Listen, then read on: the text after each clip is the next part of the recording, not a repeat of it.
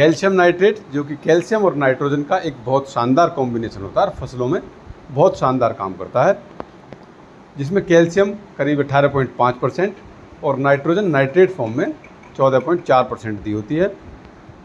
ये हमारी गन्ने की फसल में भी बहुत अच्छा काम करता है, बशर्ते कि हमने इसके साथ कोई अन्य खाद ना मिलाया हो, और अगर मिलाया है कोई खाद तो जो इसके साथ रिएक्शन ना करे, कोई ऐसा खाद मिलाया हो। तो मैं आज की इस वीडियो में डिटेल में आपको वो खाद बताऊंगा जो आप कैल्शियम नाइट्रेट के साथ मिलाकर डाल सकते हैं, और जिन्हें आप कैल्शियम नाइट्रेट के साथ मिलाकर नहीं डाल सकते उनके बारे में बताऊँगा। तो साथियों, सबसे पहले हम बात करते हैं जो कैल्शियम नाइट्रेट के साथ हम खाद मिलाकर डाल सकते हैं, उनमें जो चिलेटेड फॉर्म में जो माइक्रोन्यूट्रिएंट आते हैं वो हम मिला सकते हैं। इसके अलावा बोरोन मिला सकते हैं, जो बोरोन 20% में आता है वो कैल्शियम नाइट्रेट में मिला सकते हैं। वैसे कैल्शियम नाइट्रेट बोरोन मिला हुआ भी आता है, जो नाइट्राबोर के नाम से आता है। अगर आप उसे डाल रहे हैं तो ज़्यादा अच्छे रिजल्ट मिलेंगे, क्योंकि कैल्शियम और बोरोन दोनों एक दूसरे के साथ मिलकर बहुत अच्छा काम करते हैं। इसके अलावा आप सागरिका, जो इफको कंपनी की आती है, वो भी मिला सकते हैं। कोई भी अच्छी कंपनी का जाइम भी मिला सकते हैं। बायोवीटा मिला सकते हैं, जो पीआई कंपनी का आता है। ह्यूमिक एसिड या जिब्रेलिक एसिड भी आप इसमें मिला सकते हैं कैल्शियम नाइट्रेट में। और अगर आप इसमें कोई फफूंदीनाशक मिलाना चाहते हैं तो कार्बनडाजिम मैनकोजेब जो आता है, केवल आप उसे इसके साथ मिला सकते हैं कैल्शियम क्लोराइड के साथ, और अन्य कोई फफूंदीनाशक इसके साथ नहीं मिलाकर डालना है अपनी फसल में। तो साथियों, ये वो खाद हैं जिन्हें आप कैल्शियम नाइट्रेट के साथ मिलाकर अपनी फसल में डाल सकते हैं, जिनका कोई रिएक्शन नहीं होगा। साथियों, हम ऐसे खाद के बारे में बात करेंगे जो कैल्शियम नाइट्रेट के साथ मिलाकर हम नहीं डाल सकते, क्योंकि ये कैल्शियम नाइट्रेट के साथ मिलकर रिएक्शन करते हैं, जिससे हमारी फसलों को लाभ होने के बजाय नुकसान होने के भी चांसेस होते हैं।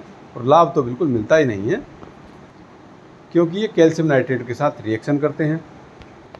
साथियों, जो सिंगल सुपर फास्फेट SSP आता है, वो भी कैल्शियम नाइट्रेट के साथ नहीं मिलाना है। उसके अलावा जिंक सल्फेट, मैग्नीशियम सल्फेट या मैग्नीज सल्फेट या कॉपर सल्फेट, पोटेशियम सल्फेट या अमोनियम सल्फेट, इनमें से कोई भी हम कैल्शियम नाइट्रेट के साथ नहीं मिला सकते, क्योंकि ये आपस में रिएक्शन करते हैं। और एक सल्फ्यूरिक एसिड भी आता है, जो वो भी हमें कैल्शियम नाइट्रेट के साथ नहीं मिलाना है। ये जो 90% वाला सल्फ़र आता है, ये भी आपको कैल्शियम नाइट्रेट के साथ मिलाकर नहीं डालना है।